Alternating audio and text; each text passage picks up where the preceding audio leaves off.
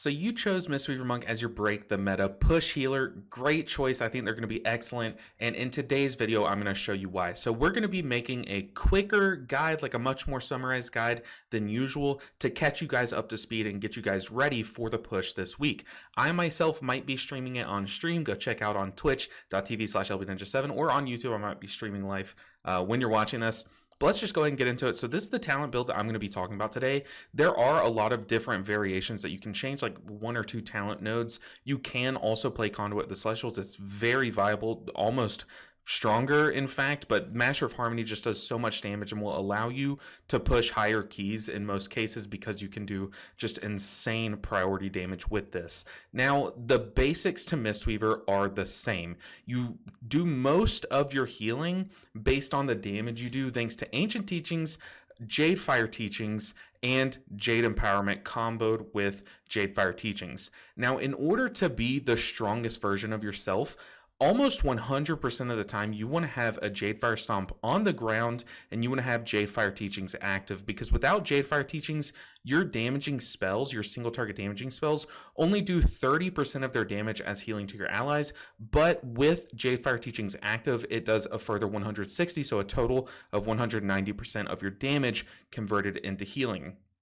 Comboing that with Jade Empowerment, your Crackling Jade Lightnings after you use your Thunder Focus Tea can do insane damage if you have the maximum targets to cleave onto, thus doing insane healing. So number 1 rule is to always maximize or always have Jade Fire Teachings active. It's kind of been the same forever, and you will do this kind of accidentally now that you can proc Jade Fire Teachings with Thunder Focus Tea, as long as you start a pool, you put down a Jade Fire Stomp, and then you see there I have it for 15 seconds, and then periodically throughout the pool you can either refresh it with Jade Fire Teachings, or every time that you use one of your Thunder Focus Tea charges, you're going to see that it also refreshes your buff. And your Jade Fire Stomp, as long as it's on the ground and you're standing on it, you will maintain your Awakened Jade Fire at least 8 seconds after you move off of it, or as long as it persists on the ground. So number 1, always keep those down. Also, your rotation has stayed very similar to what it's been in the past. Your primary rotation, given that you're on your Jade Fire Stomp, is going to be Rising Sun Kick when it's available, and try to aim your kicks to where you're going to hit your priority target that's closest to you, and then everyone else in that pack is behind you, just to try to optimize damage from Overwhelming Force, which shoots some of that damage behind them.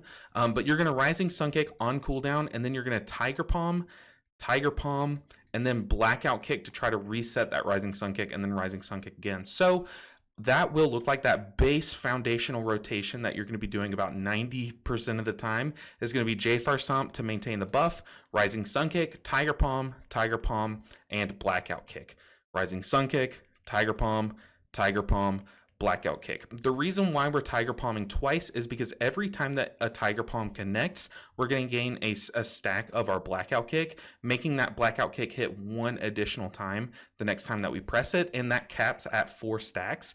And since we're on our Jade Fire Stomp, that Tiger Palm is going to hit twice. So since it caps at 4 stacks and it hits twice, we only have to press Tiger Palm twice to get the max value, and that is the most efficient usage of our globals. So Jade Fire Stomp, Tiger Palm to get 2 stacks, Tiger Palm again, it hits twice again, 4 stacks, and then you'll see we're going to unleash all of those cleaving Blackout Kicks for massive damage and a massive chance to reset our Rising Sun Kicks cooldown. On top of that, we do have our 2 charges of Renewing Mist, but we're going to be getting a lot of free Renewing Mist from Rapid Diffusion. Every time that we Rising Sun Kick, it's also going to come with a free Renewing Mist on one of our allies, and we're going to be able to extend those with, once again, Rising Sun Kick, which is part of why it's just such an important part of our rotation, just giving us free HOTS. And those HOTS, those Renewing Mists, don't tick for a ton, but they do come as Chi Harmony buffs that increase their healing received by a whopping 40%. So as long as you're staying on top of that rotation, it's very important for boosting your healing. And on top of that, it's going to make every Vivify that we weave in, we are Mistweavers or Fistweavers, however you want to say it, we are weaving in Vivify casts every now and then. This is also not just part of our spot healing, it does exceptional spot healing, but it's also worth noting that this does so much healing, these Vivifies every now and then with Vivacious Vivification, that it's also part rotational, because without these Vivifies, it's likely that your punch and kick rotation might still fall behind the maintenance damage coming in. So adding in those Vivifies every now and then, getting those to cleave onto your targets that have Renewing Mist will add up to a lot of healing, allowing you to keep higher average health bars so that you can punch and kick more often. So it feels a little disruptive to the punch and kick rotation. I have to Vivify every now and then, but in the long run, you're going to be able to punch and kick more often because you're Vivifying every now and then. Also worth noting, one spell that kind of is making its way into our rotation, thanks to us just flat out buffing its damage, is Chi Burst. Chi Burst used to be just our best way to try to reset our Jadefire Stomp in a pinch, but now it actually does pretty good damage in AoE scenarios. So if you find yourself with a high target count, you see there it does so much damage. So try and shoot that off every now and then if you can remember it. And it also applies our Mystic Touch Monk buff or debuff to any enemies that it passes through. So that's just a quick way to start a pool. Before we get into our cooldowns, I want to talk about Master of Harmony because it's very, very annoying and very complicated, but so powerful and can be oversimplified. And that's what I'm going to be doing today, is just trying to oversimplify it so that we all just walk away at least understanding what we're doing to get the max value from this. So Aspect of Harmony, as we fight, we're going to be storing up just an invisible number in an invisible bucket. And you see here, I have been fighting in this video for so long. I've been punching and kicking. So I'm just storing up in this vitality bucket. And then the moment that I press my Thunder Focus Tea, I'm going to tap into that bucket and either apply hots to my allies or dots to my enemies, thanks to Harmonic Gambit. Without this talent, you cannot do damage with this, so I highly recommend taking this so that you can have the option to do damage with it, which is what we're going to do most of the time. Now, for this window, we're going to have a few seconds to use that vitality, and if we don't use it, we lose it. So how do we use it? How do we use all of this stored up vitality, and what does it do? Well, after we press Thunder Focus Tea, we simply just punch and kick our enemies. So let me put down Jadefire Stomp, and you see here I have 5.3 million stored up. I'm going to pop Thunder Focus Tea, and then the moment that I kick this dummy, it's going to apply a dot to that target, and it's going to start out very small. It's just going to tap into that reserve a little bit, but the more that I punch and kick this dummy, the more it's going to amplify that dot and turn into a giant dot for a healer spec. So let me Thunder Focus Tea, Rising Sun Kick, and you see there my timer's going, that's that red line, but we have fully depleted that, and let's step away so we can see how much that dot is ticking for. 572,000 per tick. It is insane how much priority damage you can get from this. So definitely when you walk up to a pack and you have full or near full reserve of vitality, pick out the target that you think needs to die quickest or needs to die as evenly as possible. Maybe it has a higher health pool, and apply that Aspect of Harmony dot to them, and you will see massive numbers. But it's worth noting, if I Thunder Focus Tea now with barely any reserves, we are just gutting ourselves on how much damage we can do. You see here that debuff is only ticking for 38k, so try and stack it up as much as possible so that you can get the maximum Aspect of Harmony damage. Now, once again, before we get into our cooldowns, there is one last talent that I want to talk about, and it is a talent that you can opt to go without, but I have found that there are some situations across this dungeon pool where it's just nice to have in a pinch, and that is Peer into Peace. It is not good enough to be a cooldown. Like, I would never plan a boss mechanic to be combated with Peer into Peace like I would one of our actual cooldowns. However, if you are in a pinch and you just find yourself with no cooldowns available, which you shouldn't, by the way, or you just don't necessarily need a cooldown for a certain mechanic, you guys know those kind of mechanics where it's like you don't need to pop a cooldown, but they're still pretty scary. Peer into Peace is great. You can Soothing Mist and bounce around on your allies, and you can spread Enveloping Mist very quickly this way by bouncing to one ally, Enveloping Mist, and then you can Rising Sun Kick to extend all of those Enveloping Mists with Rising Mist. And then you can still, in your next Soothing Mist, just start vivifying around, whack-a-moling every health bar. It can do a good amount of healing, but once again, you try to not lean on that too hard, and you should probably work toward moving off of this talent. But it is still such a powerful option, especially in dungeons like Grim Batal, where your allies get that corrupt debuff applied to them at the end of the dungeon, and you need to, bounce from one ally spot healing to the next very quickly to save that second ally, this is a great option for mechanics like that. Now, moving on to our cooldowns, we have some very powerful cooldowns, but then we also have some very, supplemental pseudo cooldowns, and I'll start with those pseudo cooldowns. And starting off with Shayloon's Gift, this used to be our AoE lay on hands. It used to do so much healing, but now it doesn't do quite as much of your ally's health bar, but it still does a massive chunk of healing to all 5 members of your party if they are within range. So how this works is while you're in combat, you're going to be stacking up that Shayloons. You see, I've only been in combat for a little bit. I have 3 stacks, now I have 4 stacks. It just stacks up over time. And once you press this button, once you cast this spell, it's going to consume all of those stacks and then do a spot heal or a chunk heal based on how many stacks it consumed. So right now I have 6 stacks out of the total of 10. Now I have 7, which I usually try to get to 7 or higher to make it actually worth pressing, and then I cast a spell, and you can look on my health bar, it healed for 1.7 million. That was a crit, by the way, so it does do a chunk of healing, but still it doesn't like completely top up your allies. So I try to supplement that with one of our other supplemental spells, or follow it up with a Vivacious proc that's going to cleave on some allies to just, do further AoE healing. But it still is worth playing around and trying to never sit at 10 stacks. That way you're getting full value across the dungeon from that. On the topic of never sitting at full stacks, you see here I am fully capped out on my Jade Empowerment stacks. This is our newest, most powerful tool that has come to us in the War Within, and it is absolutely insane.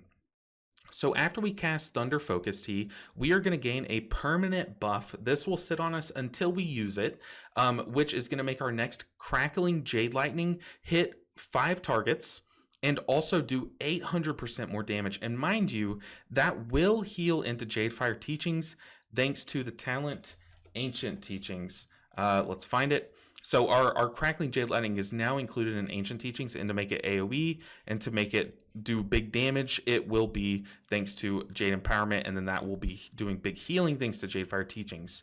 So since I am at max stacks of this, I do not want to press Thunder Focus Tea. I want to use this stack by casting Crackling Jade Lightning, and let me make sure the number 1 rule is never sit at 2 stacks.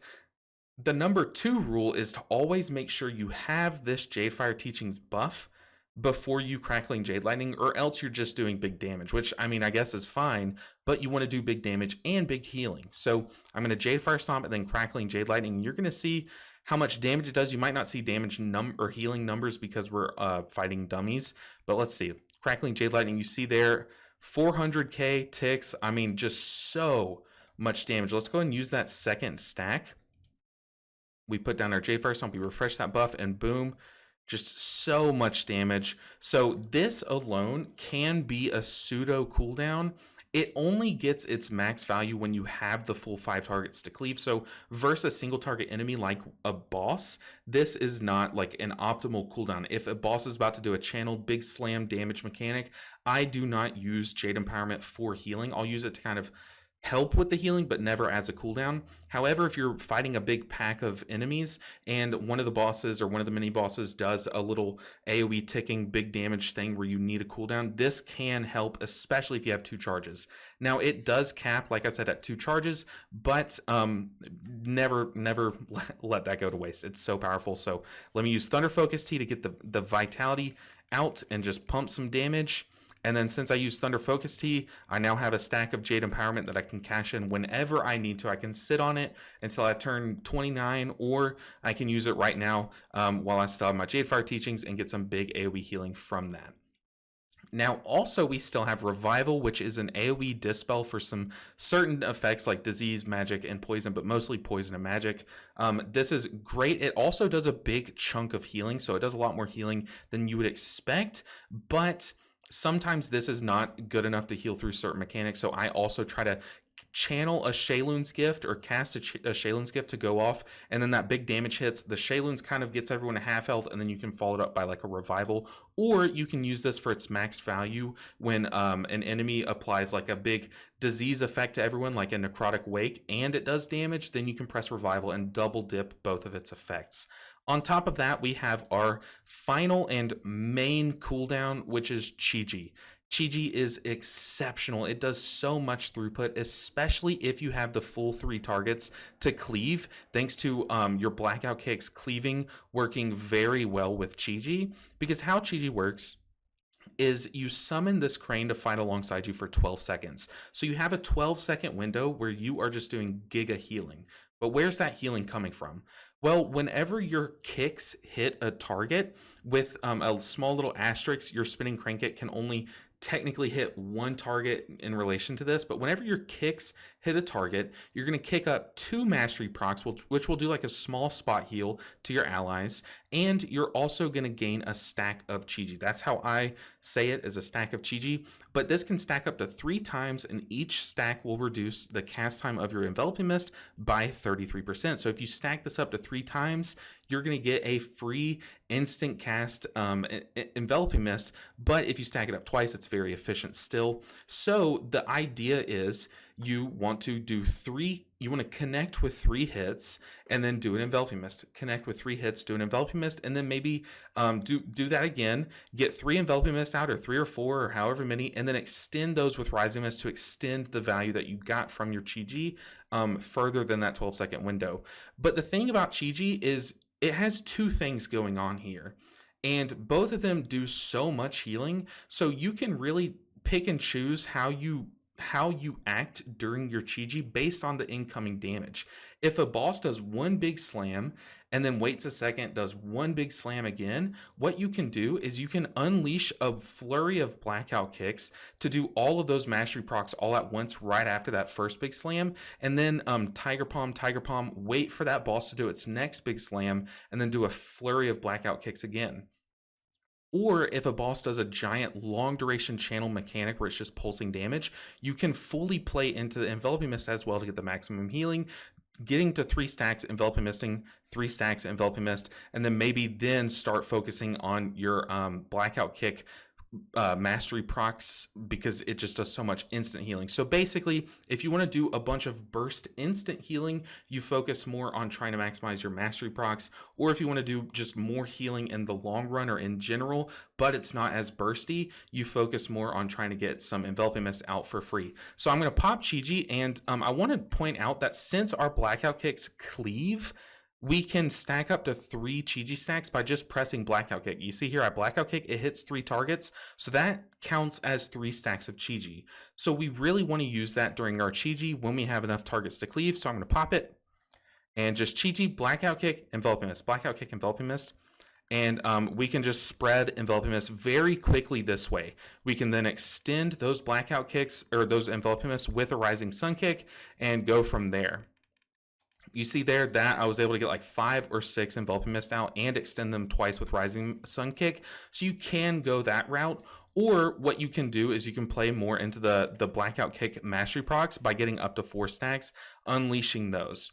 Now, the number 1 rule whenever I play Chi is the timing. You want to utilize those 12 seconds to their maximum capacity. So in order to do that, we actually take some precautionary steps. That way we don't have to waste time during those 12 seconds doing these things. And what do I mean by that? I always make sure that I refresh my Jadefire teachings. That way I have that full duration of Jadefire teachings during my Chi. That way I don't have to waste time during it to refresh it. On top of that, I make sure that I always Tiger Palm twice. That way I have the full Ancient Teaching stacks, or Teachings of the Monastery stacks, before my Chi. That way, the moment that I press Chi, it's gonna, I can press Blackout Kick, and it's gonna kick up so many Master Procs, do so much burst healing the moment that I press it. And it's also worth noting that the moment that you press Chi, you're gonna apply a shield to your allies. So this makes it a very powerful cooldown, because it not only does so much throughput, so much healing to compete with incoming damage, but it's great to put on your allies right before that damage comes out. That way their health bars aren't 100%, they're more than 100% and safer to that mechanic. So the ideal timing of Chi is right before damage, so that shield can pad that damage, and then Chi will summon, the damage hits, and then you blackout kick to just unleash all of that healing into that missing HP that makes it through that shield. So it is just such a modal, such a powerful and versatile cooldown.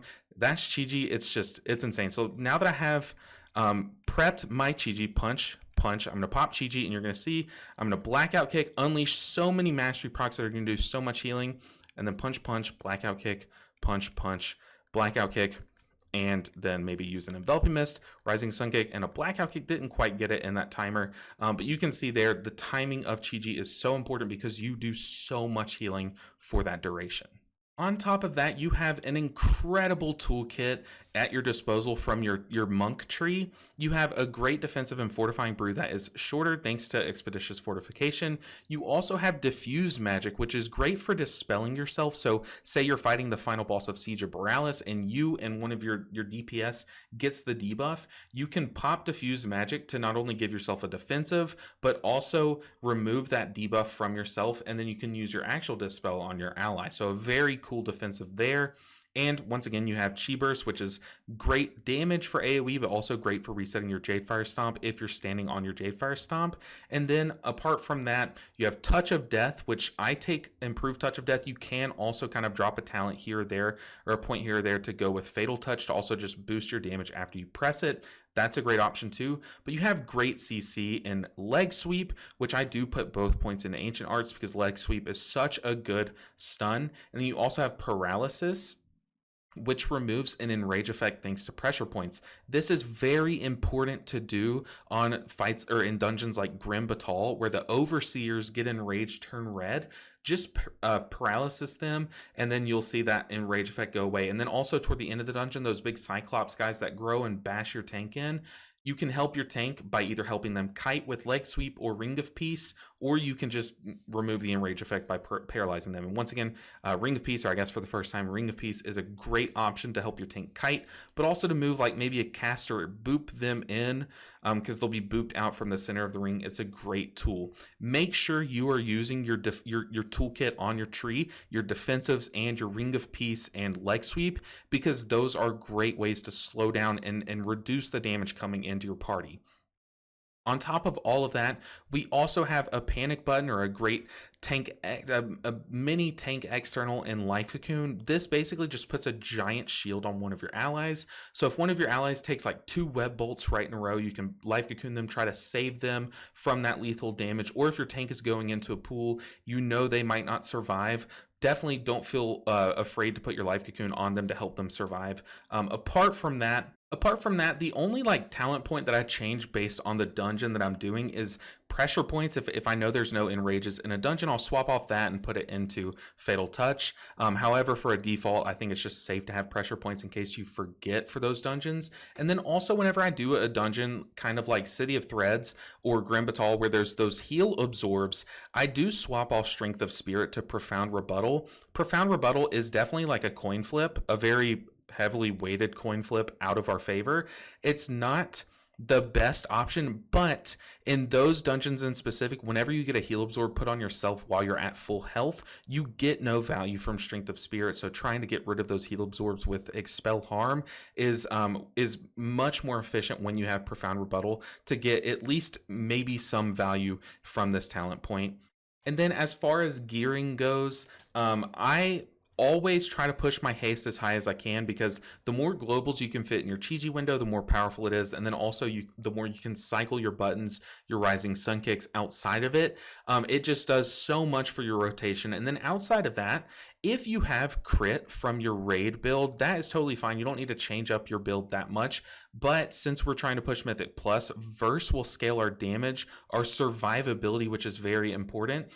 So I would try to push some of your crit into Verse if you intend on pushing any meaningful keys this week. However, haste crit or haste verse crit and then mastery is just a great lineup for your talent or your stats. They're all very good for boosting what you can do in Mythic Plus, but that is just the most optimal order if you're trying to push anything meaningful. Outside of that, trinkets, you want to go with the big trinkets, the big healer trinkets. There's no real point in talking about this, but Gale of Shadows, Unbound Changeling, Spymaster's Web, you have the Crystal that can give you a random secondary stat as a great stat stick. So any stat sticks that just boost what you do are great options as well. But most of the time you just push your item level if you can. And then the final thing that I will mention is if you're playing Conduit of the Celestials, you do have another pseudo cooldown in Celestial Conduit.